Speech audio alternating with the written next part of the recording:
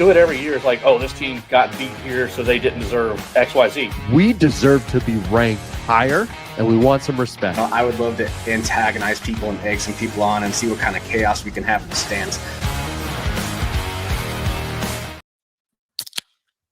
FCS Fans Nation, welcome. And we are officially down to 16 teams as 8 of them exit. Welcome to the second round of the FCS playoffs, and welcome to the FCS Fans Nation podcast. Matt, Kyler, Jamie, back at it with some fan formats, some great questions, and of course, some possible upsets going into the top 8 seeds. We appreciate you guys joining us. Live viewers rolling in as is tradition. And I hope you guys had a wonderful and safe Thanksgiving. I hope even if you felt like you were up by 30, 40 points at that dinner table of how much turkey and squash and everything else you were eating, that nothing came up later and snuck up on you. You ended up losing in the end. I don't know if that's a good comp, but it's all I could think of. Kyler, how was the Thanksgiving, buddy? How was it? Man, it was good. We did a pretty uneventful one, just the wife and I down here in Texas, where all the family was up north in the Pacific Northwest. So, it's nice. We just got to relax. We had some good food, watched some football, and just, had a good time. It was kind of nice. And my wife, I will say this, makes the best freaking turkey in the world. I know some people go, turkey's an overrated dish. It's dry. It's whatever. If you ever want a delicious one, just have my wife go ahead, fly her out to your house. She can cook it for you and your family. She does a fantastic job. And she makes Thanksgiving dinner just look like it's the most easy thing to prepare for her. She's always talking. I don't know why people get stressed during this. She puts stuff in like a couple crock pots and then sits for most of the day and just relaxes, and we drink. So, yeah, it's nice. Dang. Now that is quite the blessing. Kelsey's a baller. It's awesome. She is a baller. She makes good Thanksgiving meals. Jamie, do you have any coastal chicken out there? We did some fried beach chicken yesterday. If you add up all of the points that Coastal Carolina has scored in the 4 years that we played at the FBS level, they still would have lost all 4 games. Out. Yeah, that's a wild. Hammered them, and it's been awesome. And we're gonna go pop some Trojans this weekend. So I love that. Colored turf teams, they just never make it. That's right. No, they tend to be a letdown. Which, yeah. Kyler, what's not a letdown is our sponsor. Who do we have? Of course, our sponsor, like every single week, is brought to you by Renegade Hydrate. So last night, Youngstown State did the impossible. They made a Penguin blow a fourth quarter lead to a Bulldog. Yale, the school where defensive line rotates between econ lectures and rowing practice. And while the Bulldogs were out there staying cool, calm, and hydrated, Youngstown State was out there looking like a penguin in July. Wobbling, sweating, slipping, and absolutely melting. And what a meaningless bird. That's why today's Ivy lesson is simple. If you want to be a Bulldog, stay hydrated. Don't collapse like a penguin. Renegade Hydrate, the drink that keeps you standing tall while Youngstown State is out there turning their entire ice castle into a water park, sliding, splashing, and straight up drowning themselves in the most embarrassing fourth quarter faceplant of the season. Because when life hits you and the heat hits you hard, you don't want to be melting in the ice castle like a penguin. Dang, and add insult to injury, but the best way to recover from any injury or really any pre-workout is definitely Renegade Hydrate. We appreciate them sponsoring our show. A little bit of a different format tonight, gents. We will have our fan questions coming up in the quick hits at the end, but we have had some clamoring in the last couple of years, and we've decided to steer into it in the playoffs to spread the wealth, not just let the fan questions control it. So we're going to react to what happened this weekend, and we're also going to go right into the 8 matchups. We'll predict all of them and discuss them, who we think are going to come out on top. So that is your transition. Since it's not 6 topics, it's really 2, which is what happened and what is going to happen. With that, let's get right into things. And why don't we start with reacting to what we saw this weekend? Shout out to my wife who brought our kids to Zootopia 2, which apparently is phenomenal, by the way. And I was able to actually watch some multicast, full ESPN screen on my chair. It was beautiful. I don't think I've done that in 2 years with having 3 young boys. So that being said, I'm going to pull up the bracket and let's just go through this and react to some of these teams and where we sit. We're going to go corner by corner of the matchups this weekend. We're going to start with the 1 seed corner. That would have been Illinois State against Southeastern Louisiana. and Rhode Island taking on Central Connecticut. Jamie Williams, give us some reaction of what you saw between those two matchups. When you talk about the Illinois State, Southeastern Louisiana, I kind of saw what I thought I was going to see, which was a Southeastern team that would be able to really score, and then an Illinois State team that would do just enough. I mean, you get a little play where you got Sopkowitz throwing it back to Rittenhouse. What a goofy looking throw, but he was able to run under it and catch the ball. Thought that was a pretty cool play. That's where you kind of gate plays at this time, when you show something you haven't seen. And God dang it, Matt. Throwing us all off already. This is why we have the format every single week. And I just said I can't wait to do these. Now we're already regressing. Dude, it's that was half a second. That was straight copyright. This whole episode's blown up from whatever that ad was. All right, Jamie, back at it. Don't worry. Oh, back at it. Yeah. So I mean, it's not like Illinois State just put the wood to them. It was just they scored enough, and like they haven't outgained. But anytime Southeastern would get in close, they throw a pick, and it wasn't good. They threw four interceptions. You can't do that and win. I mean, it's just not a recipe for a win there. Rhode Island, they got out to that big lead at halftime, and then just kind of, I feel like they just put it in neutral and coasted, and that kind of stuff can come back to bite you. You kind of like to see a team finish it off a little bit stronger. I mean, Devin Farrell had a really, really good game. 365 yards, two touchdowns and a pick, because they really couldn't run the ball at all. But Marquise Buchanan is an absolute dog at receiver, 7 for 101. And credit to Central Connecticut for battling back in the fourth quarter there to make that game a little nerve-wracking for any of those Rhody Rams fans. But it's just those two games are just about what I thought I would see. I thought Rhode Island might be able to stretch that out a little bit more after halftime, but they got it done, and now both teams really are going to have to play a lot better than they did yesterday in order to even make a little bit of a dent in their opponent next week. That's really how I felt. I felt like this was the most unimpressive corner, if you will, in the first round, of like 3 turnovers for Illinois State, which is impressive, but you put up 21 points off of that. I thought Southeastern Louisiana, in fact, I picked them. I just thought from the balanced stats and everything, they would be way better off. Flowers to Kyler. He called that all the way of what Southeastern Louisiana was. Even to our mock special, he didn't want to put them in the playoffs. And then Rhode Island, I expected more of that Villanova result playing against Central Connecticut. They felt like the CAA team where you're like, right away, start strong, but didn't look as good as the other two. So not an impressive showing from any of these 4 teams, I didn't think. And I'm with you, Jamie. We'll see what it comes next round. Kyler, what do you think? Yeah, I mean, the Illinois State versus SLU game was just like a game of mediocre quarterback play, right? And Carson Camp kind of reminded me of the old Carson Camp of the Sac State days where, some games he's elite, other games he just looks like a dumpster fire. And that's kind of what we got in this game now. Illinois State's an overall better team. SLU, they only played one good team all year outside of the FBS opponents, and they lost, right? So this is kind of what happens when you get into the postseason, when you're playing against a team who has at least a lot of games against top tier opponents where they can kind of prep a little bit more for the postseason versus a team who absolutely played no one. And again, I said this multiple times. I think their strength of schedule being up as high as it was for SLU was because 2 of those FBS games. When you put them down and take away those 2 FBS games, they probably have a bottom 30 strength of schedule in the nation. So they're probably closer to a Tennessee Tech in terms of strength of schedule. And they just did not look like they were up to play. And credit to Illinois State. I mean, again, uneventful. There was 4 interceptions, and you didn't really convert as much as you probably should have, but you still won 21-3. And you didn't have to play too hard. Now for that Rhode Island, I'm glad Jamie was already talking about this, because it did seem like they put on the brakes a little bit, and then they just started coasting. But yeah, that almost caught up to them. That last drive, Central Connecticut, and again, they're only down by 8. They were actually driving pretty well until, they got into that last little section on about the 40-yard line where they just couldn't convert on, first, second, third, and fourth down. And then they finally had to get aggressive and try and, throw it downfield, and it just didn't work out. But when you coast, we've seen it with teams. We saw it with Youngstown State that we'll probably talk about.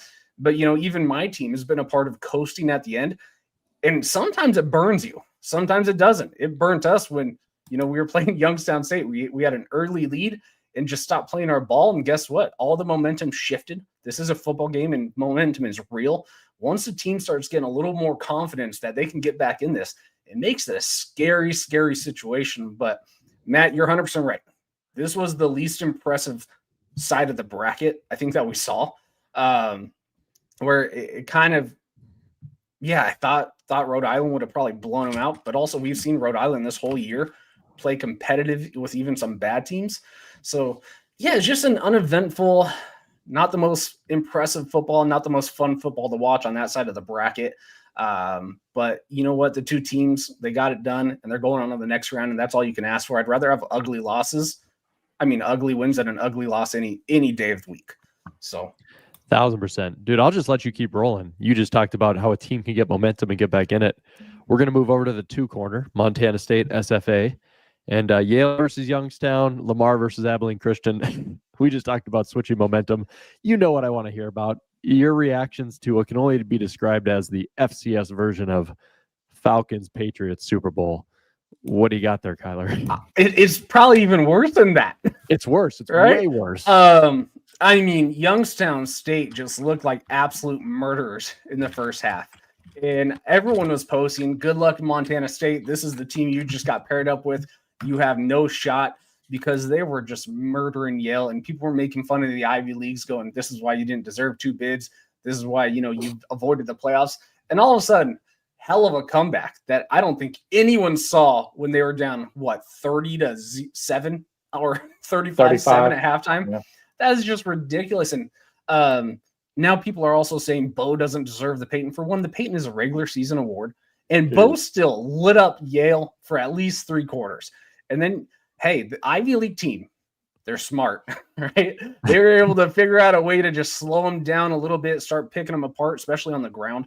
But hell of a comeback from Yale. That is the type of playoffs, when my team's not a part of it, that I want to see every single week.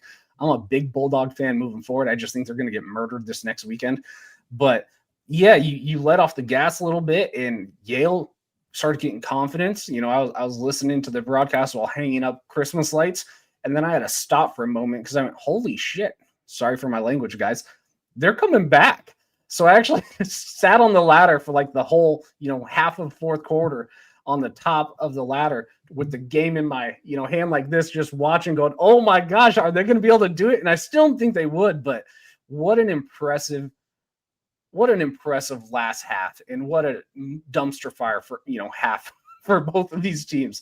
But you got to give props to Yale. They went in there for the first time ever in the playoffs, and they got a victory. They're 1-0. How many teams can say that? Not many. So that's pretty cool. And hey, anytime you beat a Missouri Valley team, you send them home. I'm happy. I want all the Big Sky and all the Missouri Valley teams to die. So I'm rooting for the chaos. I just don't think we're going to have a lot of the chaos in this, second round, third round, and so on. That game flipped the whole this YouTube episode from being named something like Valley Domination. That was the one Valley team that's not going to be in the next round because of that epic comeback. And they were having the biggest dominating performance of all the Valley teams to start. They were looking like the scariest. Nobody wanted to play them. But this has been what Youngstown's been all year. Their defense has been absolutely just irrelevant. The defense just doesn't basically play. And the offense just outscores. All their final scores are 38-30 and 42-29. And this is the whole thing. When you look at them after they scored their last touchdown, they had 4 possessions from that point of the game, from the 2-minute 37-second mark when they were up 43-14. And they had a fumble, so their one possession was 9 seconds. They had a 4-minute and 59-second drive that was a missed field goal. Then they punted after going -2 yards, which took up 2 minutes. Then they had a 21-second drive, which was 4 plays when they were down, of course. So that was their whole fourth quarter and last 2 minutes of the third. Besides that, Yale just ran it and moved it. Credit to the Bulldogs. And hey, for all the Montana State fans, because I said Youngstown was going to go beat you. Which was a ridiculous take. Yeah, but you're also weak for tweeting at me at the end of the game, not at halftime. Where was the guy tweeting at halftime to say, "Watch out, they're going to come back"? Call your shot, people. Okay, but the best thing about this game though was with how many minutes left? Not many. ESPN had him as a 98.6% chance to win. Oh yeah, and honestly, Yale could have had 5 straight touchdowns, but they kneeled it at the very end on Youngstown's 5, something ridiculous because they're nice, they're good sportsmen. The kid showed the Ivy smarts and slid down at the 1 yard line instead of going in, just wasting the clock.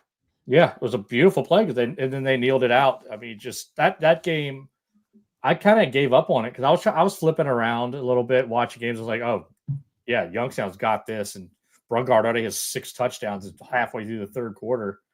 And it's like he's just going to keep rolling if he needs to. And then they just kept ticking away. And let me find that kid, Josh Pitzenberger, 32 carries, 209, and 3 touchdowns. Wow. That one he had up the left sideline on the near sideline that I believe it either got him within a touchdown or took the lead. Man, just the turn on the Jets there. That was pretty. And echo what Kyler said. Just the number of people I said, oh, make sure Bo, there's no way he should win the award. I mean, look at that. He's the 3rd best quarterback in his own conference and all this BS. Like Kyler said, it's a regular season award. Our votes were due at 11 a.m. yesterday. It's the regular season award. Nothing that happened yesterday matters anything about the voting. Get it through your damn skulls. I hear it every year. And he still had 6 touchdowns and 400 yards, right? Yeah. With no turnovers. He got Josh Allen against the Chiefs, basically. Pretty much. 1,000%. Hey, what I would say I was probably my SLU would be Lamar when I was like, we put him in the playoffs because they had beat South Dakota. And I was like, I don't think this team is that good. Like, they've barely survived these Southland games. When they went up against, SFA, they couldn't handle it. And I just was not a believer in Lamar whatsoever. And Abilene Christian looked pretty good. So that's going to be an intriguing one we'll talk about in the next matchups. But what are our reactions, Jamie and Kyler, to Abilene Christian kind of doing what I think everybody anticipated? I mean, Abilene Christian is a Southland killer, right? They beat Lamar. They beat SFA. They're kind of just, the killers. So I would say, yeah, Abilene Christian, they looked good.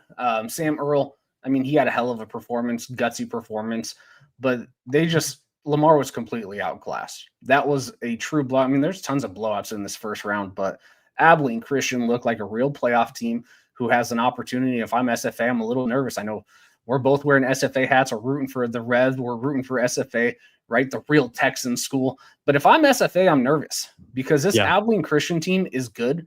The UAC was a lot better overall than the Southland in terms of, their middle tier teams to their top tier teams. The Southland had 2 good teams, and then it just completely dropped off. That was the reality. And you might even argue they had 1 good team, and it's SFA. But again, if I'm SFA, I'm a little nervous. So we are going to be talking about that game. But gutsy performance from, Abilene Christian. They look like a much better team. They put up the yards. They were getting their stops. They went up to a 27-0 point lead or something ridiculous, maybe 24. I don't remember. Yeah, the final score is not indicative of how the game went. It's not. No, it was 38-14, very controllable until, the last minute when Lamar got that, garbage time touchdown. But this was a complete dominant performance throughout, and Abilene didn't really let off the gas like Youngstown State did. They just kept it rolling and played their game going, listen, we're just going to win. We came in here to make a statement. I'm pretty sure they're happy to get SFA again. They're probably feeling confident, but it is hard to beat a good team twice in the same season. So hopefully they don't get too confident before they play SFA, because SFA, Jesus, is playing a lot better ball towards the second half of the season than they were in the first half for sure. Yeah, 28-20 was that final back in September 6th when ACUN at home beat SFA. Well, this one's going to be at SFA, of course. And if you want to play the comparison game, which sucks, but let's do it. SFA 26, Lamar 15. So, comparable victories there against opponents. This is we're going to save this, but we'll just say for a little bit of a preview, this is the one no one's going to want to bet on. But we'll see how it plays out. let's go to our next final corners, man, as we react here. And let's go over to our 3 seed of Montana's corner. South Dakota against Drake, and then South Dakota State against New Hampshire. We'll do the easy one first. South Dakota against Drake. A lot closer earlier on than I anticipated. And I will say that most anticipated. I wasn't shocked by this because I still am standing on this. I know they beat UND, but I don't think South Dakota, they do not have big lines. I don't think they're overall that great of a squad. I don't care that you beat Drake. And I really like Mercer going into that next game. Again, the offense took a long time to get going. Drake was able to move the ball a little bit. And what I saw out of Drake at home with South Dakota, I don't know if you're going to walk into Mercer and be able to pull that similar performance and walk out with a victory. I think the Missouri Valley label is on them, so people feel confident. But I don't know. To me, that's just not an impressive win against the Drake squad that non-scholarship, you should have blown them out of the water. Any differentiating opinions before we get into probably the topic of the week of this other game? I mean, I want to give Drake a little bit of credit. And here, before we just start talking about, hey, they're a non-scholarship team, they played the healthy SDSU pretty damn well, right? And then they played South Dakota earlier in the season too. So like we were just talking about with Abilene Christian, don't feel too confident, right? Because you have to play that team again. It is easier, in my opinion, when you lose to a team, to at least you prep a little different for that team in the future, where if you blow them out, you're like, I don't have to change anything. So we're just going to play it the exact same way. So I think it benefited Drake a little bit that they got to play South Dakota earlier in the season, and they played South Dakota State, pretty competitive as well. But, props to Drake. I don't think South Dakota's performance was maybe as mediocre as you think it was, Matt, just because of, those 2 reasons. But, Bowman had a heck of a game. I mean, he was accurate. He didn't really do anything. He didn't need to stretch the field. He didn't need to play crazy, but I want to give Drake a little bit of credit. I think they are better than your average Pioneer League team. And I think that Pioneer League this year was a little better than we've ever seen in the past too. So I think that maybe they weren't the worst conference by a wide margin like we've always seen them. They were a little bit better as a whole group this year, at least maybe the top 4, top 5 teams. And I just want to give Drake their flowers. But yeah, if you're a 9-win Valley team, you shouldn't struggle with him. And I don't think that, it was really a struggle. South Dakota did what they were supposed to do. But yeah, going into Mercer's going to be just a completely different type of ball game compared to Drake. True. And I'll respond. Dakota Dome here says, it was a blowout, 38-10, last second touchdown. Did Matt watch the games? I sporadically had it on the multicast. I'm just talking as you get into that second half or going into halftime, the game was a lot closer than I would have expected. I would have loved to see South Dakota just come out and blow the brakes out of them early, make it not competitive whatsoever. But again, I'm not going to bow out now just because comments are flowing in. I haven't been sold on South Dakota all year, but they can prove me wrong going to beat Mercer. They absolutely will. So, New Hampshire and South Dakota State. Okay, here you go. This is the one, and I think we're going to talk about it later. The vibe on social media to me is that Grizz fans are not happy, and they are very nervous. And Chase Mason just comes out healthy, and in the worst weather conditions ever, just tears New Hampshire apart and throws 3 touchdown passes. And New Hampshire's coach is like, yeah, that guy's an NFL guy. So everything appears to have flipped. I'm curious, is this an overreaction because it's New Hampshire in Brookings, which was always bound to probably be a blowout? Or are the Bunnies just back? Maybe we shouldn't spend too much time on it. We should wait till the Montana. I don't know. What was your takeaway of these Rabbits, Jamie? What do you think? No, I was really impressed and also completely not surprised.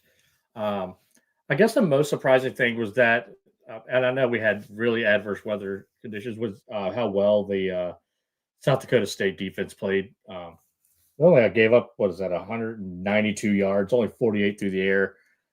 So I was impressed by that, really impressed by Chase Mason, especially coming off an injury like that, not having played for so long. I think the Jackrabbit did the right thing, obviously, by holding him out and just making sure he was 100%. It almost cost them. They had needed that last second game against UND to get in, but they got in. And Chase was excellent. 16 out of 22, 33 touchdowns. Didn't really do anything but take a kneel. So he didn't really run the ball. So I think that's a good thing. Yeah, I think Seth might be a Jackass fan there. Just looking at that handle, maybe. We'll see. Maybe I'm wrong about that. Just if I'm showing my age at all from the early Jackass days. Julius Lowridge carrying the mail, 6.3 yards a carry. That's the kind of stuff that you expect from South Dakota State. And it's going to be an excellent game this weekend. Completely not surprised. 41-3, maybe a little bit surprised there that it was such a big spread, but not really. Just very, very slight surprise that it was that much. It was nice seeing Chase back, right? That's what we've all been waiting for, maybe the last 5 weeks. So it was nice seeing Chase back because now you get that little bit of a fear, and Montana fans should be maybe a little scared because now they're like, they're getting healthy at the right time. But like Jamie said, I want to give the biggest shout out to the defense from South Dakota State. Matt Veza was playing well the back half of the season, and to hold him to 40 yards and just make him look atrocious under 45% completion. That defense, I get it. Horrible conditions. It was fun to watch on TV a little bit, right? Horrible conditions. But New Hampshire, you should be used to that. Maybe take a hike up to Mount Washington and figure out how to play in the wind, the ice, and snow, because that quarterback was awful in those conditions. And again, a lot of props to the defensive line putting pressure on him. The DBs are playing extremely well too. But 40 yards passing when you were averaging close to 290 the past 5 weeks now. Again, SDSU is a little different than the bottom half of the CA that New Hampshire is kind of playing, but Jesus, that defense gets a lot of credit. And again, it is nice having Chase Mason back. So you can see what this offense, where they were completely lacking. It is a different offense when Chase Mason is back in the field compared to, I already forgot their backup's name because he was that bad in some of those games. We were trashing him for a little bit. So it is nice seeing the captain back, trying to right that ship and getting healthy at the right time. So if I am Montana, I am probably a little bit nervous because that defense played extremely well. And then if the offense is clicking the way it is, that South Dakota state team is not a 14 seed. It's just, for the last 5 games, they weren't even a playoff team. And now they're starting to get in their own and looking like maybe the first half of the season SDSU. So that's what I'm excited to see for sure. It's going to be fun. And what wasn't fun was our final corner here, Tarleton State's 4 corner. It was not fun for Harvard. It was not fun for Tennessee Tech. I didn't catch much or any of the Villanova-Harvard game, but I will say I saw most of the North Dakota-Tennessee Tech game, and North Dakota's defense made Tennessee Tech look silly. That exact type of defense, which, had a tendency, it disappeared a few times in the season, but for the most part was consistent, crazy good defensive line, which would not give up the run. North Dakota put Tennessee Tech in hell all day defensively. And here's the thing. UND, they had Kaminsky in there, but he went out with what appeared to be some sort of a concussion the second half. Offensively, they weren't doing anything special until the second half when the lines wore down. And Tennessee Tech, their line was gassed, and then the running backs just started taking over for UND. They were able to just compile points there in the second half. But very impressive performance by UND's defense. And overall, I think a lot of people had, and I do the bracket challenge, a lot of people had UND winning this game. So I don't think a lot of people were surprised, but paper tiger for Tennessee Tech with that 11-1 record, playing tough competition matters, and it certainly showed in that matchup for sure. I don't know how much you guys caught of that game, but it's going to be interesting to see North Dakota's defense specifically, if it can show up on the road against an explosive Tarleton State team, which we'll get to in a second. But and Tarleton definitely has better running backs than Tennessee Tech, right? Tennessee Tech, I don't want to say they're an air raid team, but they've been throwing the ball pretty well, and they had spurts of it, right? Noah Robinson had some phenomenal catches that you were like, all right, maybe Tennessee Tech can get back in this, because it was a slower game at the start, maybe the first half. It was a slower game where you're like, anything can happen if some team just starts to, find a little bit of momentum and rhythm. But the fact that North Dakota shut down the run game completely, the lines, you could just tell were completely different. One was a lot smaller than the other, and they just couldn't get anything going on the run. And then, Kiko was trying his best. He missed some big throws as well, but the one saving grace was at least, Tennessee Tech does have 2 pretty dang good receivers that at least put up some yards, but the game was already too out of hand before they really started getting rolling. And North Dakota, they're just, we all picked them to win this game. Maybe not Jamie. I think even Jamie probably picked North Dakota to win this game, even though, he's a big Tech fan this year. But still props to Tennessee Tech. They had a heck of a season overall. I mean, to go undefeated, then you think you got a little bit scrubbed on the seeding. I think this kind of proved, no, that strength of schedule is real, and you maybe should have got seeded about that 13 spot. I'd still always have them seeded just because of what they did throughout the regular season, but it just looked like here's a team that played the number one strength of schedule versus a team that played the number 100, and they did not know what punched them in the mouth. By the way, I do want to say this funny thing is like, if you're South Dakota State, you almost wish that you had lost at UND if you could have predicted the future that they were going to put you in with your 5 losses. SDSU probably sits right here. And then I don't know if they do because they would have lost the last 5 in a row. Well, maybe. I don't know. I mean, and then have a 3-5 record in the Valley. I think that would have been a little bit different than UND's record. Yeah, I guess it's all hypothetical. But if they had gotten in and sat in this corner, I think we'd have a lot of faith with them with Chase Mason. Different topic for a different time. Villanova, Harvard, Jamie. What do you got? Now, let me go back to the previous game real quick before I stomp on Harvard.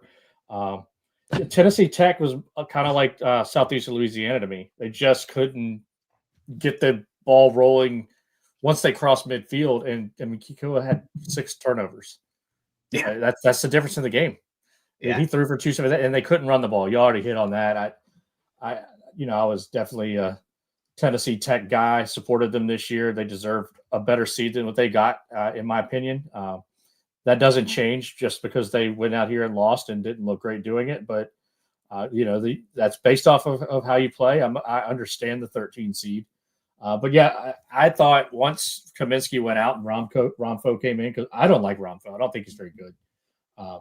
But they just were able to still run the ball a little bit, just do enough, especially turning the ball over. So we can close the book on that. We'll go to Harvard. I mean, we got to give credit to our friend Taco, who has been saying all year he didn't like Harvard. And I think yesterday showed why. I did like Villanova a lot yesterday. Especially because of their run game and their defense, and those are the 2 things that kind of carried them. Pat McQuaid had 3 touchdown passes, but he only threw for 193. But when you got to run a game like that, you don't need a whole lot from your quarterback. You just need him to not do something stupid, and he didn't do anything stupid. So a lot of credit there to Villanova. Good game plan, and we'll talk about it later. But Lehigh might need to be worried. Villanova looked really good, and that's one of those teams that if you can run the ball like that, that's where you have success at this point of the year. And also, I told Rev I would put this out there. Zach McKinnell owes him a beer in Nashville because I think he got 17 points and won that bet. So he's lucky on that 17. That North Dakota score going into the 4th quarter, 10-6. Yeah, it was 10-6 to start the 4th, and then UND rattled off 21 points because the lines took over. But yeah, congrats to Rev there. They don't ask how many. There you go. All right, guys. Let's get into the fun part now. Let's get in. We had our reactions. We know what happened. Let's get into what's going to happen. And let's just start right from the top with the easy one. You got North Dakota State against Illinois State. We'll predict all these games as well. I think this is one of those games where North Dakota State's going to probably have their way with Illinois State. I think Illinois State's coming off a good defensive performance, I guess, against Southeastern Louisiana. They did not play well at all against Southern Illinois. And they're going to come into the Dome, and they have a 57th ranked offense and a 72nd ranked defense in the FCS. And to me, it just feels like North Dakota State didn't play particularly well against Illinois State in that first round. And I just don't see some sort of elite defensive performance outside of something crazy happening. Lines-wise, they will be able to hold up just because this is Valley versus Valley. I don't expect it to be a steamrolling, but I see this being somewhat of a 38-13 type of game where North Dakota State pulls it out. Sorry, I don't know how much you guys want to get into the analysis of this first matchup unless you feel things could go differently. I mean, The first game was pretty dang competitive until the fourth quarter when NDSU rattled off, 14 points to make it look like it wasn't a good game. And if you just look at the box score, you're like, it wasn't that good of a game. No, this was a very competitive game where I know North Dakota State fans were a little bit nervous. Now, moving forward, I think, this time of the year, Illinois State's maybe slipped off a little bit. North Dakota State hasn't. And I think I like your score prediction a little bit. But one thing I would want to see NDSU do is, let Peyton throw a little more. He was really effective when he was throwing the ball in that first Illinois State game, but they just relied on the run. They didn't really utilize him. They're like, we could just run the ball down these guys' throats. But, I mean, he was accurate as hell that first game. And I think, you don't want to get into another game where it is, again, a close three-quarter battle because in the playoffs, if you get a team, we've already talked about it a few times, that just starts to get a little bit of confidence, anything can happen. So if I'm North Dakota State, I'm looking to punch him in the face right off the bat. Maybe have just a scripted drive where you're putting the ball in Peyton's hand and letting him do his thing and jump out to a 14-0 type of game. And then I think it's going to be smooth sailing from then because I think, Illinois State will be defeated or deflated. But I'm sure they're coming into this game feeling a little confident, at least that they were able to make it competitive for three quarters. I just think North Dakota State is not going to have the same type of performance as I had early in the year in one of their first Valley games. I think we're going to see a very dominant performance from North Dakota State. Yeah, I tend to agree. 3 for 3 there. And it seems anecdotal, Matt. You can tell me if I'm wrong with this statement, but it sure feels outside of maybe South Dakota State that when NDSU sees a team for the second time, that it's a larger spread than the first time around. Is that a fair statement? That's how it feels. Besides the UNI days of the old, and that is long past and gone. Yeah, very much so. Yeah, I mean, and last time was, what was it, 30-something to 16, 33 to 16. So your score... It's almost like you got the regular season Super Bowl effort. I'm sorry, but everyone wants to give this team their best punch. It's like, can you do that again? Can you mentally just be ready to do it twice? And that's just hard to do. Yeah, and I don't think they will. I mean, I think your estimate is probably spot on, potentially a little conservative unless they pull the reins, playing the long game, which Paulsek tends to do. We'll see how it plays out. Really intriguing matchup, if you ask me, down here with 8 versus 9. UC Davis, Rhode Island. I think this one is very interesting. I think UC Davis is a hot pick based off of the bracket challenge. But I don't know. What do you think, Jamie? This CAA team in Rhode Island, they've been kind of the top dogs within that conference all year with a lot of injuries on UC Davis's side.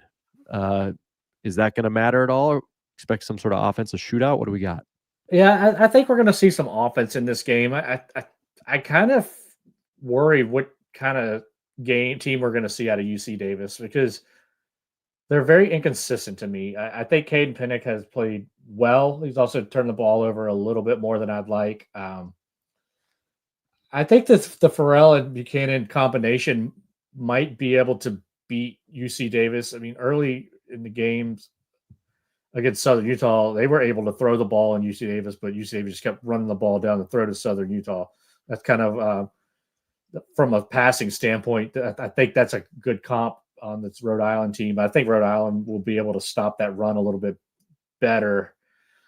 They're the 14th ranked defense, Rhode Island is. I do kind of lean Rhode Island here. I know they're traveling cross country and all that. I give a slight lean to Rhode Island.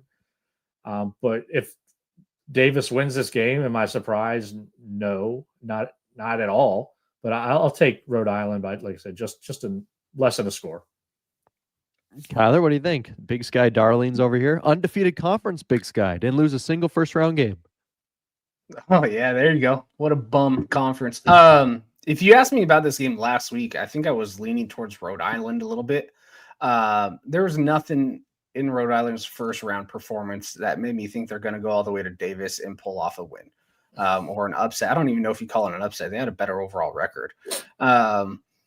I mean, again, you struggled versus Central Connecticut State where they had the ball driving it 40 yards with the ability to potentially tie it the last, drive of the game. And I think UC Davis blows out Connecticut State. And I think UC Davis, like Jamie said, they're inconsistent. I haven't been a UC Davis fan all year. I've kind of said, I don't think they're that good. I think this is the type of game that maybe it's going to make other people think that they're better than they are. I don't think Rhode Island's going to travel all the way across the country and put on some stellar performance against UC Davis. That has a decent defense, right? They have given up some points maybe in Idaho State, but Idaho State's offense is a little more electric than probably anything Rhode Island's seen, maybe outside of they didn't even play Monmouth, right? No. Nope. I think they avoided Monmouth. It was Villanova that They avoided everybody. early. Yeah. So I don't know. I think Pennick, but Matt did bring up a good point. I think UC Davis has like 8 starters down, something ridiculous.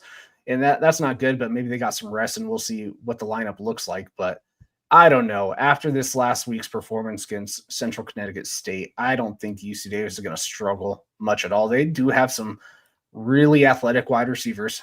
Pennick, if he's playing right, he is a very good freshman quarterback who can spread the field. And I just think Davis has overall, even maybe with the injuries, more athletes than Rhode Island has.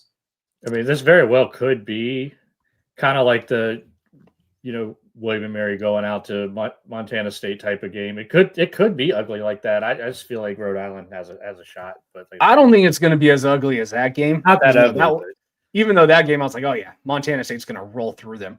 But I think UC Davis is probably going to win by 7-10. I don't think UC Davis has the skill set to blow out really too many teams in the playoff field.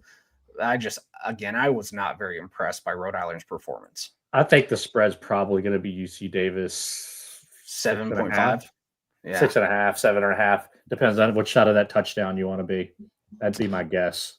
So I'll split the hairs here then. Kyler, UC Davis, Rhode Island for Jamie. I'll take Rhode Island close, and I'm going to predicate that on I'm going to go the injuries of UC Davis, unfortunately, and a 100th ranked total defense out of UC Davis. I don't like that at all. Sacramento State, they beat them by 4, and Sacramento State's a good team. It's not like Davis. The seed to me thing, I like Zach McKinnell and others' comments on them being even seeded. I didn't really understand that at all. So no, none of us did. I like Rhode Island. They're top 25 in both of the categories, offensive, defensive, strength of schedule. Davis, of course, is better, but I think Rhode Island can come pull this off just because of Davis's struggles with the injuries. But I do like Jared Walker's comment here on YouTube. Can Rhode Island score enough to keep up with Davis? That will be the question because Davis is going to score points. But I like Rhode Island close. I'm going to take that one. And for the hot take of hot takes, I'm going to predict the 8 seed to get upset. Yeah. So, they definitely shouldn't be an 8 seed, which is insane that they got an 8 seed. Is the benefit of the doubt. I don't believe they should have been an 8 seed, but you just mentioned even like Sac State. Sac State's offense would have put up some points against Rhode Island this year. Yeah. I mean, I think I would actually pick Sac State over Rhode Island. Well, it's a fun matchup. So the Bison game was kind of like, all right, we'll start with that. And these next ones are going to be fun to predict. Lehigh against Villanova brings us up here. Jamie, you said you started to want to kind of lean towards Villanova in this one. Yeah, I mean, I'm not sure it's just a lean towards. I kind of think Villanova is going to handle them. I'm not going to say easily, but I think Villanova is going to win this game by more than one score. I just really like the way their run game is showing up here at the end of the season, and McQuaid's just not making the dumb mistake that he tended to make it at Nichols. So I feel like Villanova is going to handle Lehigh here. Lehigh is not going to be a pushover. They do have a solid team, but I just think they've got a solid Patriot League team, which I'm not trying to disparage as Patriot League because they've certainly got some good wins in the history of the playoffs. I just feel like Villanova is heading in the right direction here. I'm not certainly going to say Villanova is going to then turn around and beat North Dakota State or anything like that, but I think they've got more than enough to beat Lehigh here. Yeah, Villanova did to New Hampshire kind of what South Dakota State did to them. Earlier in the season, they also had pretty impressive wins to end the year, 34-10 over Sacred Heart, overtime against Stony Brook, but then they pounded Towson, beat Albany. Those aren't great opponents, but they've done what they need to do. Now, the question would be, way back in September, Monmouth got the best of them. And so Do you think Lehigh has put up some points this year? Do you think Villanova's got the defense to slow Lehigh down, or do you think it's just a talent matchup? Do you think that's the issue? I think they've shown the back part of the season that their defense has gotten better. I think they could slow Lehigh down enough, and Villanova can win that time possession battle where they don't get Yoder and folks on the field. All right, so we have Villanova support there. I'm torn. I don't know. Kyler, convince me to either jump in the boat with Jamie on this upset, or what do you think? Well, I mean, probably you're going to have some Lehigh fans go back to week number 1 when Villanova played Colgate a little bit closer than what Lehigh did, right? One common opponent. They're like, we played Colgate closer than Villanova did. But Villanova, after that loss to Monmouth, has kind of looked like a different team. Now, their schedule has gotten drastically easier. I will say that. But they're performing pretty dang well. And I'm not sure who I'm going to actually pick in this game. If we just go off yesterday's performance, Villanova's probably going to be the easy pick for a lot of people. But this Lehigh team was good. And they did blow out most of the people they played. They did, have a good game versus Colgate compared to where, Villanova struggled. They did blow out Yale, and we just saw, Yale come back to Youngstown State. So when you're looking at this Lehigh team, they're better than your average Patriot League champ has been. I mean, and Jamie has seen some of the Patriot League champs in the past. I don't want to, ruffle some feathers with some maybe Colgate brand. But I think this Patriot League is on par with the CA. I know they had a winning record versus CA too, if I recall, and they had a conference. Now that doesn't mean everything because the CA is so dang big. So I don't know if they played all the top teams, if they played mediocre ones or the bottom to kind of build up that out of conference record. But I wouldn't count out this Lehigh team quite yet, even though Villanova looked just like a monster this last week. And I didn't think it was going to be a 52-7 game versus Harvard, which is wild. So I know Villanova is going to come in here very confident, but Lehigh is a good team. And they've kind of earned their 5 seed. I think they're better overall than a Tech. So we'll have to see what kind of happens with this Northeast matchup. But if I had to pick a team, I'd probably lean the 12 seed right now. But I think that's the name bias over anything instead of what has actually transpired throughout the whole season. Because if we look at the season field of work, most people would probably pick Lehigh. But if we look at just name recognition, we go, well, Villanova, they used to be a powerhouse in the CAA. They've had some really good runs in the, FCS playoffs. They've won a championship. Also their basketball team is way better than Lehigh. And, it would be a complete opposite seed if their basketball teams played. But I don't know. I'm not confident either way in this game, and I can see it going both ways, to be honest. I think it's going to be a competitive game. I'll take the home team just based off of the fact that I have no idea. I think this is going to be a good game back and forth. I don't think it's going to be a blowout. I think it's going to be close, but I'll take Lehigh at home to take the victory. And I'll side with Jamie just because you sided with Jamie last pick. I'll go with Villanova, but I'm not confident. But I'm not that confident in that game, to be honest. Okay. Well, North Dakota's got an interesting thing. Because of the concussion, we don't know what their starting quarterback situation is. So let's say that Kaminsky's going to play as we talk through this. Because if he's not going to play, this is probably a moot point. North Dakota's defense is great. It's not going to stop Tarleton from scoring 20, 24 points in probably no matter what the quarterback situation is. So let's say Kaminsky's going to play. UND's heading down there to Texas. What do we feel? Do we feel like North Dakota has the offensive and defensive power on the road to actually make Tarleton sweat? What do you think, Kyler Neal? I mean, they have the ability to make them sweat just because of who they've played, right? North Dakota's played everyone, and they've been pretty dang competitive in all their losses, right? Isn't it like if you combine all their losses, they've lost by like 14 points or something ridiculous? Yeah, it's like they've had a lot of close games versus the elite of the elites, right? But yeah, that quarterback injury could be interesting. But Tarleton, I don't think they've played an as athletic team as Tarleton. They played better teams than Tarleton, but I don't know if they played an athletic team that has the speed, the size, especially on the outside. Their wide receivers are good. Their running backs are good. Their quarterback play has been pretty good most of the year, right? So I don't know. This game is probably the second sexiest matchup on this week. I know we're going to talk about the Montana game soon, but this one's probably the second sexiest matchup. And I know a lot of people are going to probably pick North Dakota to upset Tarleton.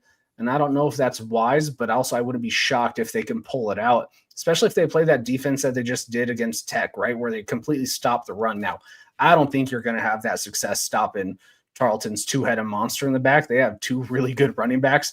So if you slow them down to 2.2 yards a carry or something ridiculous, then yeah, give UND the win. I just don't see that's going to happen because Tarleton has really good running backs, really good wide receivers, and a very capable quarterback to make this game into a shootout. And if it gets into a shootout, I'm going to probably take the team that has more offensive firepower, and that's going to be Tarleton.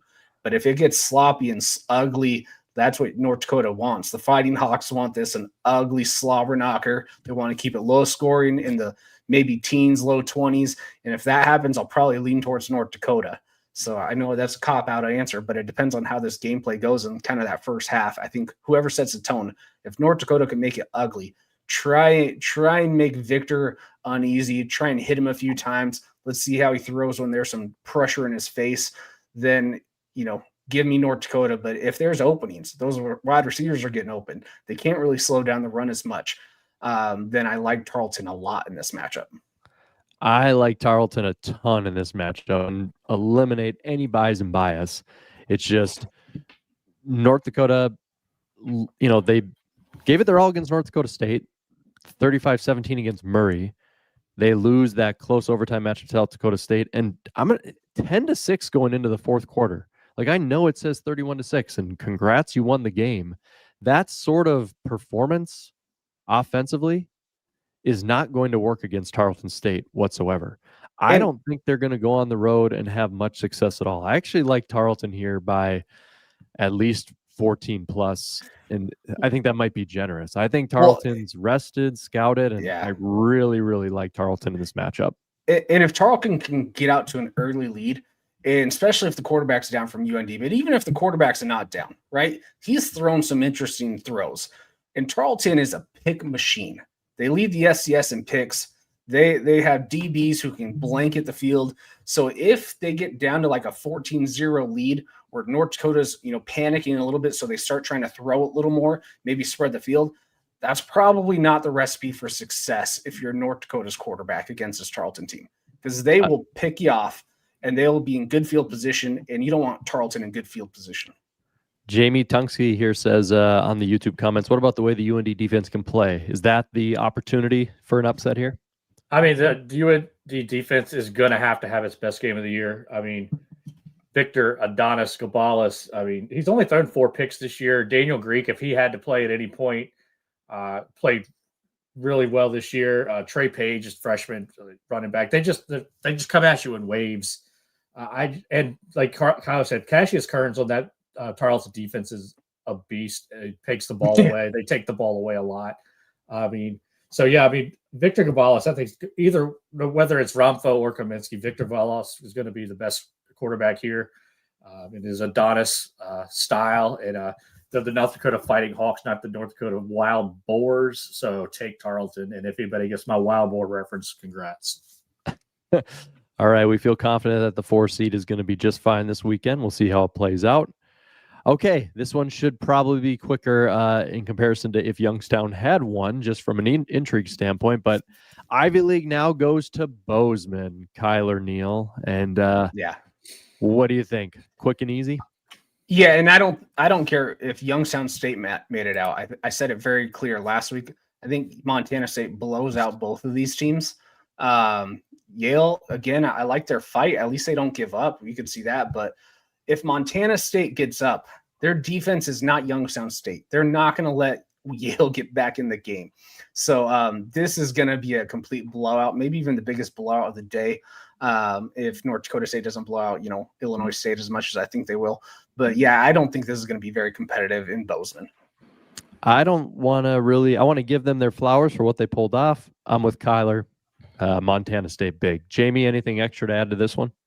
No, I think you could kind of, like Kevin Marshall say, not much to see here. I mean, Montana State's going to do what they need to do. It's going to be let what happened last week fool you. I think the Bobcats just they win by however many they want to. If they want to blow them out and win by 30 or 40, they're gonna. If they want to manage the game and just get to the next week, they're gonna do that. So I really see an easy Montana State win here. Yeah, I think they were going to blow out Youngstown State by 28 points. Yale's going to be worse.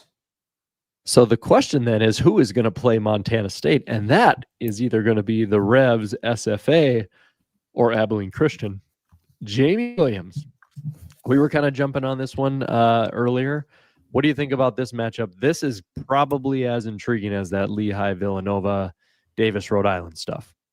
Yeah, so the last team to actually beat SFA was Abilene Christian. And to do that, SFA played probably their worst half of football all year.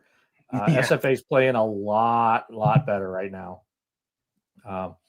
So I really think that SFA is going to avenge that early season loss. This is one of those ways where you've seen the team before and you've kind of got the adjustments ready. Vidlak's playing great. The run game is playing great. The defense is playing excellent. And that's obviously we all we root for our friends' teams and all this. And I think Stoner's a solid-ish quarterback, but I think he can be forced into some mistakes. And where SFA is going to have a little bit of an advantage here, and just look out for this. Abilene Christian, their punter stinks. So he's going to hit a stupid one, and Bugs is going to flip the field at least one time. And that's going to be something that turns the game for SFA for me. Bugs is going to make a play out of a terrible punt from Abilene Christian. If you could look, their punter is just not good. Go look at his numbers. So look out for something like that. Hard to beat a team twice. Can they do it, Kyler? I don't know. Since they played, SFA has gotten a lot better. And, the reason why they won that first round is they were just stopping SFA's run game completely. It was an abysmal, like Jamie said, the worst half I think SFA's played in a very long time. Where I like SFA's chances a little bit more. Vidlak hasn't had to do much, but he's been very consistent throughout that, second half of the season. There's only one game where he was Other than that, he's done what he's supposed to do. He's been accurate. He's been, ball hog where he's not turning over the ball at all. That second half of the season, he's been very smart in his play. And then SFA's defense has just been turning it up. So again, we were mentioning this a little earlier when Jamie was having, Fargo internet connections. But it is hard to beat a good team twice. And Abilene Christian, just because they beat them that first game, I don't know if they're going to come in here confident and a little cocky and go, hey, we already beat them. This should be easy. This is a different SFA team who's been improving, it seems like, every single week to where they've earned that 7 seed. Where we said in the beginning of the year, maybe they weren't even a playoff team. They've earned that 7 seed. They've played extremely good ball. Defensive has been stellar. The offense has been good. Sam Vidlak has done what he's supposed to do. He likes Nacogdoches over, Missoula any day of the week. That's what he told me. He texted me right there. He goes, Missoula sucks and Nacogdoches is awesome. So, I mean, hey, if you're just leaning what Vidlak says, he's gonna get the win for SFA and he's gonna get the win for the Rev. So I'm with you, gents, on everything you broke down, and I'll take SFA as well in this matchup. Oh boy, the corner of intrigue. Mercer, this one's the more fun. The South Dakota corner going on the road to the south and to the, I guess, the north of Montana. We'll start with Mercer and South Dakota in this matchup. Some great young quarterback play down there in Mercer, Jamie Williams. Wouldn't you agree?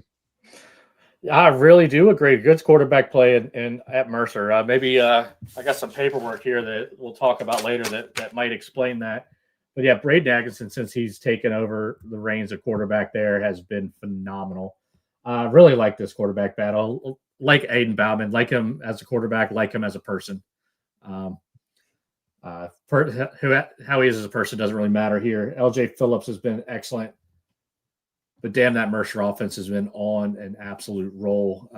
I know the strength of schedule isn't great and all that. They played in the SoCon, which is great, but that team is really, really good. That this is a well-earned 6 seed, and I think that they are going to get the win here. I think there's just enough inconsistency in the South Dakota game. I think that Mercer can handle them here. I think they'll move the ball just fine. And it's not a blowout by any stretch, but I do think Mercer gets the win at home. What's South Dakota's defensive ranking? I know you have all those stats up. Well, Mercer sits at 26. And then when you look at South Dakota, you would have to go down to 48th. Now, if you want to compare strength of schedule, you might be able to mirror them together. It's a difference, but it's not as egregious as you would think. So okay. Yeah, I mean, Atkinson, Mercer's glad he took the realm, of the starting position, because the first couple games of the year, Mercer looked like an absolute dumpster fire of a team. And all of a sudden they bring in Atkinson, who's probably going to go P4, maybe a high tier G6 in the portal. Once, he wins or loses one of these games, he'll definitely jump in the portal and go peace Mercer. But Bowman, who has been playing really well the last 4 or 5 weeks, you have to have a game versus Mercer. And Bowman, you have to really not turn over the ball. I think this game is going to rely on who turns over the ball a little bit more. And again, Bowman's been throwing it like 75% the last 5 weeks, 70%. He's been smart with the ball. He's not turning it over. He's not making any risky plays. You're going to have to risk the field a little bit because Atkinson can throw the dang ball. That guy is an elite quarterback when you just watch him play. But again, now this is going to go back to, and Matt, you already kind of alluded to it, I think Jamie did as well. Is this going to be another, hey, you didn't play anyone versus South Dakota team who's been extremely tested throughout the year? That's where it's going to get a little interesting. Can this Mercer team do what they've been doing in the SoCon, which was down drastically this year? The SoCon was awful. Or and the Missouri Valley, by far the #1 conference in the league this year. Or can Aiden Bowman, who is a nice guy, right? We met him 2 years ago. Super nice guy. Very nice guy. Can he get that dog in him? If, Mercer is starting to throw all over the field, can he get that dog in him and just take over a game and make it competitive? Because we have seen Mercer give up some points, right? But again, they were 2 other elite quarterbacks like Western Carolina, right? Dickens is an elite quarterback. So we'll see what South Dakota can do. I am rooting for the Bears right now because, again, I will never root for a Valley or Big Sky team unless they're playing one of each other. So I'm rooting for the Mercer Bears. I'm rooting for SoCon Strong. I actually donated to Alex Lemonade Stands to the Mercer guy because that's my dude this week. But I don't know. This game, I would lean towards Mercer a little bit because of Atkinson's. I believe in him. But that strength of schedule is something that you should probably look into. And if Aiden Bowman can get that dog in him and play a little bit tougher and still play clean football like he has the last 5 weeks, this can be a fun game. Yeah, I think it's going to be a good matchup. Mercer is the #1 ranked offense in the entire FCS. They have a heck of a quarterback. I think that's a big challenge on the road. Responding to Taco King because I think he's having an ulcer over there. We were talking about the margin between the total defense. Strength of schedule for sure. There is a big difference there. I like Mercer in this matchup. And if South Dakota walks out of there with the win, I'm going to give Sarah Wells and all the great South Dakota fans an absolute I'm going to give them their flowers. I'm going to stop hating on the Coyotes at that point because clearly they are stronger than I would have envisioned. So across the board, I think we're all Mercer picks there. We'll see if USD makes us look silly. And oh boy, here we go. It's not raining or snowing, up there in Wah Grizz. It is sweat coming off the brow because Chase Mason and the Run Rabbits Run are coming to town. Some classic historical matchups here, South Dakota State blowing some leads there in Montana, and then the Grizz losing in Frisco to South Dakota State's historic 2023 season. And now we can't even look at the regular season to reflect on this matchup because we're kind of back to the beginning of the year. All right, Kyler Neal, I'll start you out. Grizz and the Rabbits. Taco thinks it's a blowout. What do you think? This one's sexy. So SDSU's defense played really elite, yesterday, and they've been a really good defense most of the year as well. They are getting a little bit healthier. It's nice having Chase back in there. Now, I'm not going to say Montana's the best offense that, South Dakota State has seen, but what I would say is they are the most electric offense, where they have 3 elite playmakers that are hard to prep for, right? Ayat, who Jamie and I were kind of dogging earlier in this year, he's he's developed a lot. He's playing really good ball. You have Gilman, who is one of the best running backs in the nation, and then you have a Swiss Army knife in Michael Wortham, where guess what? If you slow him down in receiving, he might still get a rushing touchdown. He might still get a passing touchdown. He's probably going to get a return touchdown because he is an elite Swiss Army knife. But I don't know. I don't think it's going to be a blowout by any stretch of the imagination. I think this is going to be a competitive game. But I don't know. I mean, one thing that I'm kind of curious on. So I know SDSU was having a lot of, injuries, and I think they had quite a bit of injuries to even their O-line. Maybe I'm wrong on that. Matt, can you correct me if I'm wrong? I believe SDSU has some starters on defense and their offensive line. Yeah, I believe it was 3 injuries. We got Chad and Brendan and J.I. I was saying you got some knuckleheads in here that I need to stop. Yeah, knuckleheads. Let me know on the illustrated comment about these injuries because we got to predict this game. Right now. Let me know the offensive line specific. Are they healthy? Because one thing that is super impressive to watch Montana do, and sometimes it burns them, but they have crazy blitz packages where you don't know where these linebackers are coming from. Now, again, it does open up the middle of the field a little bit. That's why they've struggled versus some good, effective quarterbacks. But if you can get to the quarterback like Montana has done quite a bit, if they get to the quarterback, punch Chase in the mouth, maybe start making him second guess, that's where it could get interesting. But again, Montana's going to live and die on their defensive side by that blitz. They're either going to get you down for 8 yards behind the line of scrimmage, or they're going to give up a nice open receiver in the middle of the field. And I don't love it. If I'm a Montana fan, that would stress me out. For every sack, just know there's another catch that's going to gain those yards back. But that's where it's, if that O-line is a little bit, okay, our depth. Okay. So that's where I'm I would hate to see that that name that Brendan just mentioned. If that was on Hack City, he'd end it with nuts. 1,000%. Yeah, 100% would. So I don't know. I am very excited for this matchup. I almost don't want to pick a winner because I'm rooting for South Dakota State. This is, like I said, just the last pick. I'm only rooting for a Valley or Big Sky team if they're playing each other. And this is one where I'm definitely not rooting for the Big Sky for sure. So I'm going to be a big Jackrabbits fan next week. And I hope they can pull it off. And I hope they blow the brakes off of them. But this Montana team does have some insane playmakers. And their blitz packages are hard to prep for. But again, that is also a weakness with Montana. Because that blitz package opens up the middle of the field quite frequently. It did for our freshman quarterback getting his first start. It opened up the field really well for him. And all we had to do was run, 5 to 10 yard routes, and we were game on. So, I don't know, but I'm gonna just say from my heart, not my head, South Dakota State by 48. That's my heart pick. So, I'll give you the real pick. I've been on Montana's inconsistencies all year, and I think they gave their heart and soul in that Montana State game. I think South Dakota State's going to go in and win this game. I think that their defense and their lines are going to be better than Montana's. I know that they've got playmakers and all this. I think that South Dakota State winning the game in the fashion they did and the way Chase Mason looked, I think even with injuries, the line play is an advantage to South Dakota State. And I like the Rabbits in this matchup. I don't like that it's in Wagriz. Which, did you guys know Tony Romo once said it was louder than Seattle? Did you guys know that? It's crazy. But besides that, I think South Dakota State's going to score some points, and I think that their defense is going to show up. I like the Rabbits here. I think momentum is on that side, and I can see it actually being a very similar score to what we saw in the Brawl of the Wild. So you know what? I'm going to take the 14 seed. I'm going to take the Jacks. Jamie, what do you got? Man, I think this game comes down to the last possession. I think the winner of the game is the one who has more tackles for loss, which means they're putting the other offense behind the chains in a little bit more predictable second and third down. I just want to be different. I'm going to take Montana by a field goal. I don't know why. Probably should be picking South Dakota State, but yes, they lost 4 games, 5 games, whatever it was in a row, 4 games in a row.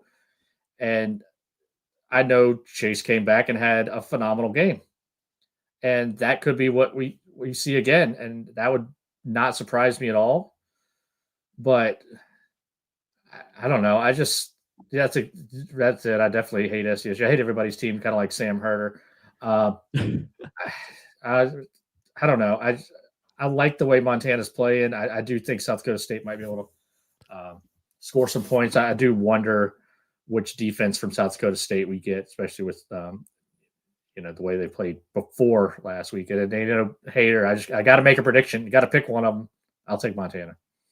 And Montana is one of the worst in terms of like a passing defense. But what's crazy is too many people look up the yards, but they don't also realize they're pick monsters. They get a lot of sacks, and they actually have one of the better, top 30 passing defense efficiencies. So when you have which is a crazy stat to think about, because I think they have like a 90th ranked passing defense. I think so, Matt. Correct me if I'm wrong with that. You got the stats pulled up, but their passing defense in just terms of total yards is all the way at like the bottom. They're the worst in the Big Sky by far, but also one of the more elite in terms of efficiency. So because they will pick you off, they'll bend and not break. And that's the interesting thing about kind of Montana's defense, because if Chase Mason can play like how he did this last week, there's going to be some open pockets where he's going to get those yards. But can you capitalize on the red zone? Can you not make a mistake?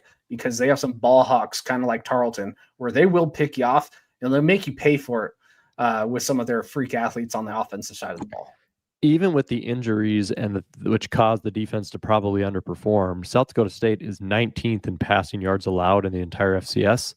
And the Montana Grizz, who probably should have lost to Eastern Washington and all these other teams, 115. Yeah. But again, they're a top 30 in efficiency passing defense, which is a wild stat. I don't think I've ever seen that, where they're one of the worst in terms of giving up yards, but in terms of efficiency from their, secondary, they're one of the better teams. It to me is it could very much, while I am confident South Dakota State, it could look a lot like 2023 Montana NDSU, where it goes all the way down to the wire and just who's going to make the play. Heck, could look a lot like that matchup in Bozeman that South Dakota State had to begin the year. So it's going to be fun to see how it plays out. You know what else is going to be fun? The SWAC football championship, which we're going to get to in a second. But before we do that, Jamie Williams, the floor needs to belong to you. And I believe that there's going to be some tacos on the line for what you're about to present. Taco King, coming to you from bright and sunny Fargo, North Dakota. It's time for a taco bet, and time for you losers to pay up. All right, Jamie Williams, the floor is yours because it's awards time. What do you have for us? All right, so I have in my hand all of the 4 awards: the Walter Payton, Buck Buchanan, Eddie Robinson, and Jerry Rice Award. The votes I put in on my ballot this past week that was due before the playoff games started because it's a regular season awards. So I'll give you the top 5 that I voted for each one. The over-under would be how many of these guys finish in the top 7 of the voting for their individual awards. So I'm going to start, because it's on top, with the Eddie Robinson Award. I'll just go 1 through 5 here. Number 1, I've got Deshaun Jackson. I like the way he turned this thing around. 1 win to 8 wins in 1 year, and I know at least one of them was a sub D1, but he made Delaware State moderately relevant. They went into the last week of the year with a shot. Number 2, I went Tim Polisek at number 2. It's hard to go 12-0. It's hard to be the guy everybody's chasing and still go 12-0. I put a lot of thought into Polisek at 1. I just like the job he did. At number 3, I've been touting him all year. Bobby Wilder at Tennessee Tech did a good job back in the day at ODU starting that program. I like what Tennessee Tech did this year. I know that Bobby Wilder and his team didn't have a good schedule and all that. They still went 10-0 against the FCS. Like that. All right, number 4, I got Kevin Cahill, Lehigh again. You go 12-0. That's saying something. That's pretty good. Kevin Cahill did a really nice job. They bounced back there. Really like that. And number 5, started up a program year 1, went 9-3, 7-3 against D1 competition. Travis Bush, UTRGV. Got to get some water here. Those are the 5 there. So I don't know. You want to do taco bet each time through? I think out of those 5, how many of them finish in the top 7? Top 7? Yep. I think so. If I can take all 5 to finish in the top 7, can I? Yeah. Yeah, I think all 5 of those are going to be in the top 7. And I think Deshaun, I don't know if Deshaun Jackson's going to win it, but he certainly would be deserving of it. Again, is it a turnaround or is it the overall record year performance? It's kind of like, is it the MVP or is it a stats award when you get to the Walter Payton? So I love the turnaround of Deshaun Jackson. I'll take all 5 in the top 7. And there are only 15 nominees for the Eddie Robinson. So I don't think all 5 will be in the top 7. Now, I'm not disagreeing with Jamie's list at all. I think Jamie and I have very similar opinions on a lot of our lists that we create. So if it was my list, it'd probably look pretty similar to Jamie, but I will say probably 4 will be in the top 7. That's fair. That's fair. It's a good line if you had 4. Yeah. Yeah, I was going to say the betting line is like 3.5. So I'm picking Jamie still's the over because he did a lot of research. Yeah. All right. So the next one is the Jerry Rice Award. Obviously, your freshman of the year. And number 1 is the easiest vote I made out of all of the 4. Number 1, Braden Addison, quarterback at Mercer. And it's not even close. Not even close at all. I mean, 68% completion percentage, just 3,448 yards, 174 efficiency, 34 touchdowns against 7 picks. I would like to see that pick number a little lower. But he is a freshman, didn't play the first couple of games. And if he had played against Presbyterian, they win that game and it doesn't even matter. Number 2, Caden Pennick. Again, I think that's an easy pick for number 2. UC Davis quarterback, had a really nice year. Number 3, I like to get a defensive guy in there. I like this kid from Indiana State, Nit Yatsko. Defensive back at 83 tackles. It's pretty solid. 33 solos. I don't know, Indiana State, 82 tackles. That's because the other team is in the defensive backfield running the ball a lot, but it is what it is. He did have 6 tackles for loss, a sack, a forced fumble, 2 fumbles recovered, an interception, 2 pass breakups, and 5 quarterback hits. He definitely made an impact for that team, and on a team that's not as good. That's really solid. At number 4, I got Zayshawn Edwards from Houston Christian, their running back, ran for 1,000 yards on 194 carries, 5.3 a carry, and 12 touchdowns. Had 18 catches for 106, and then also another 209 kickoff return. He's not Michael Wortham, but a nice all-purpose guy. And at number 5, I've got Landon Clark, the Elon quarterback. But don't like this completion percentage, but 2,300 yards, 18 touchdowns, 8 picks. Kind of high, but he also had 11 rushing touchdowns as a freshman in CAA. That's pretty solid. He kind of gets lost again. There were 25 nominees for this award, and I had him number 5. There were a lot of guys I considered. Brooks Davis, the wide receiver, Montana, just off the list. Andrew Endorf, the quarterback from Towson, just off the list. Trey Page from Tarleton. He just had too much missed time to injuries. Otherwise, he was on the list halfway through the year. So out of those 5, how many of the top 7 make the top 7? This is a much more difficult award, and they get more difficult as we go along. So how many of the top 7 there out of my 5? I'll go with 3 on this one. This one's way tougher. And people value different things in the Jerry Rice Award. 100%. But I bet y'all got the winner. I'll go the under. The winner is the easiest bet of all time. And if he winner. doesn't, I'm burning everyone at stats, all the voters, the guy who runs it with a stake. I'm burning him with a fire. He's going to be Frankenstein, but this time everyone will die. That won't stay alive because Atkinson, clear winner, easiest vote of all time. But I'm going to go with 3 for the Jerry Rice in the top 7. All right, the big one, Jamie. What do you got? Not quite. This is Buck Buchanan. Oh, we're going to go to the defense first. Okay, respect. Call me a homer if you want. Jamie. Number 1, I've got Lando Brown of Southern Utah. He impacted the game like pretty much nobody else.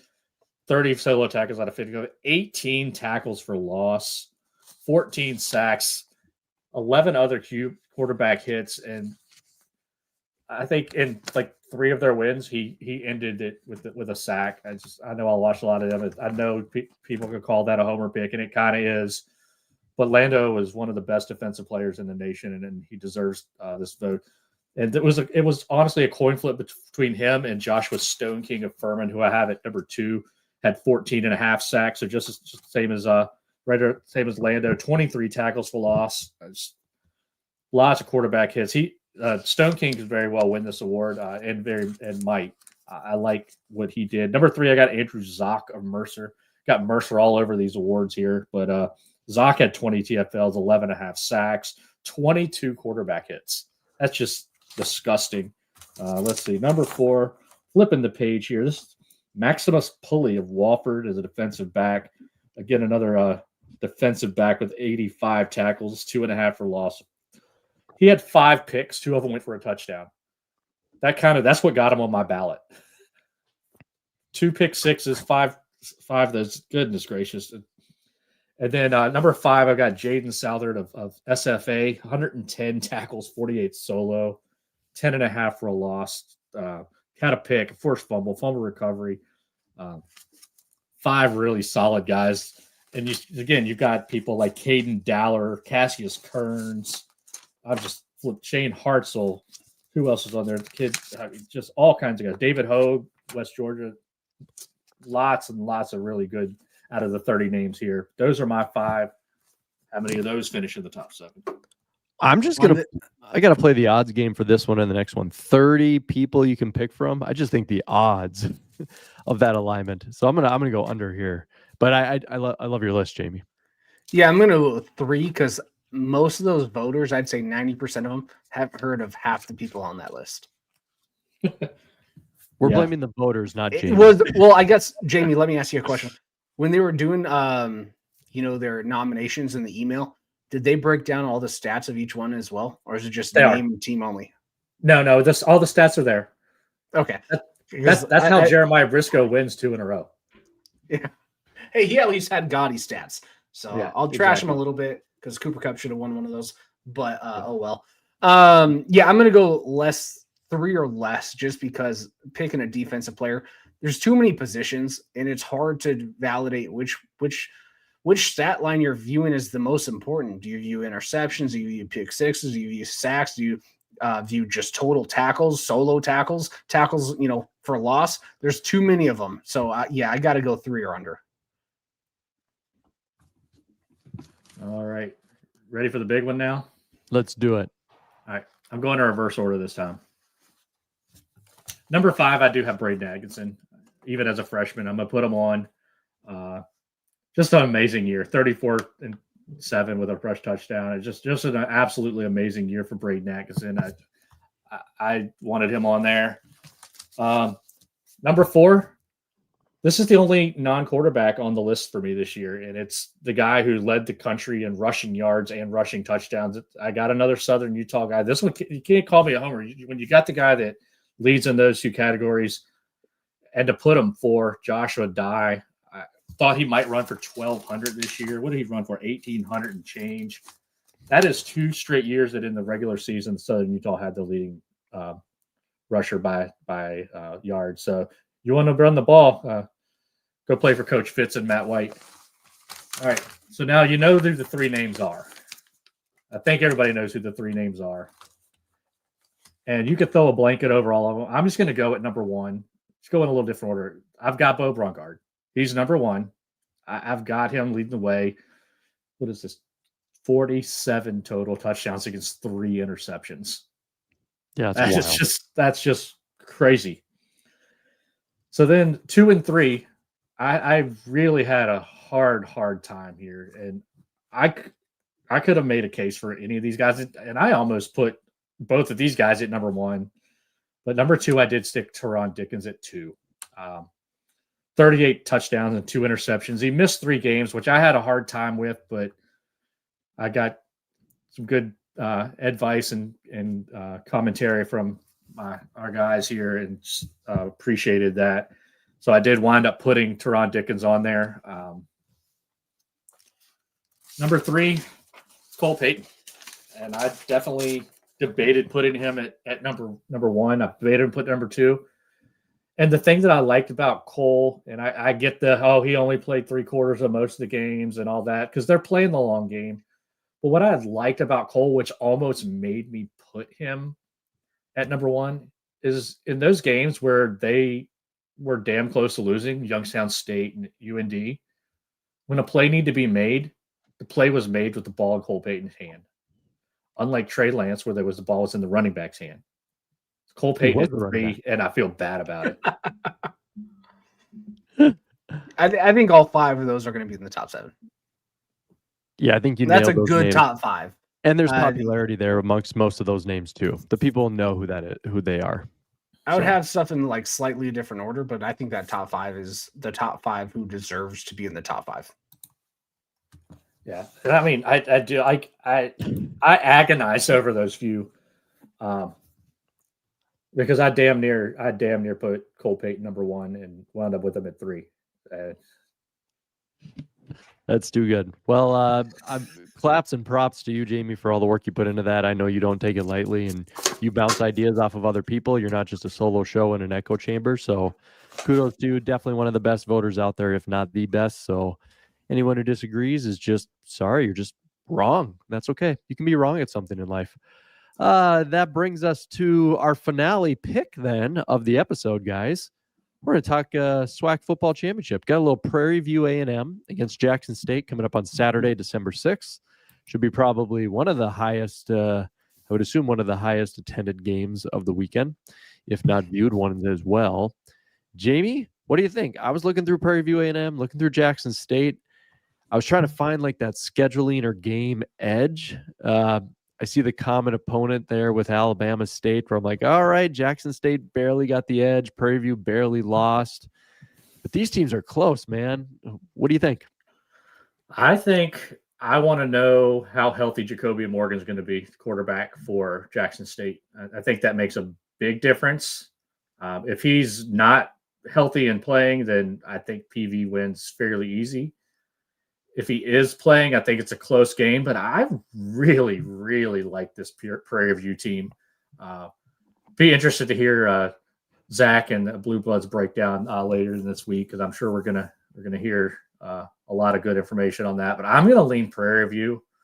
I just think they're coming in playing really good. Not that Jackson's coming in playing bad at all, but I think PV is just this team that's ready, and they look like a team that's ready to play in the Celebration Bowl. And I think either way, Celebration Bowl is going to be an awesome game with South Carolina State on the other side. And their bowl-winning quarterback that they have is going to come in there ready to play too. So let's go Prairie View as my pick. I'm with you. I think they've won bigger games, bigger spreads. They've also been extremely hot their last 3 wins, not against good opponents. I'm not going to say Mississippi Valley State or, Pine Bluff is anything special this year, but I think Prairie View's got the hot hand, healthier team. I'm with you. I'm going to take them. What do you got, Mr. Neal? So this one's kind of fun. And of course, I'm going to root for the local team. Love their facilities. But this is a good game, and it's with 2 pretty dang good coaches. I love what Tremaine Jackson's been doing at, Prairie View. I really love what he's been doing now. When we're looking at like common opponents, right? It was a close loss against Alabama State. That's what Prairie View had. But then also Jackson State had a close loss against Grambling, and Jackson State beat Prairie View.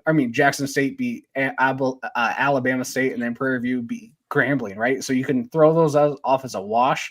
This is a good game, but man, I like what Tremaine Jackson's been doing. He was very successful at Valdosta State. He came in there and completely turned around this Prairie View A&M team. And again, they have amazing facilities. They are in a nice area for a recruiting hotbed. But Jackson State's been kind of the cream of the crop of the HBCUs the last few years, especially after Dion took them over. And their head coach is doing great things in the last 3 years too. But man, I like the Panthers. I'm rooting for Prairie View in this game. And I think, Tremaine Jackson's on for some really, if he ends up staying at PV, they are lucky to have him. But I don't know if he's going to stick around at PV that much longer. I think he's got a very, very successful, coaching career ahead of him. So, hopefully they don't lose him too soon. But yeah, I'm going to ride with Prairie View right now. Very well. All right. Prairie View getting the support from FCS Fans Nation podcast. and support of over 421 people who collectively stopped by at some point to check us out tonight live. We appreciate you guys through Twitter X and YouTube. And gentlemen, we're about ready to roll on to after this week. It's going to be down to 8 teams for an opportunity to play for a national championship. Now, I say this preemptively because we've done it as tradition. Our goal, and I believe we will pull it off, is next week, maybe Sam Herder or Zach McKinnell, and the week after that, maybe Sam Herder or Zach McKinnell. So we'll see what their schedules look like. But that is a kind of a traditional playoff episode.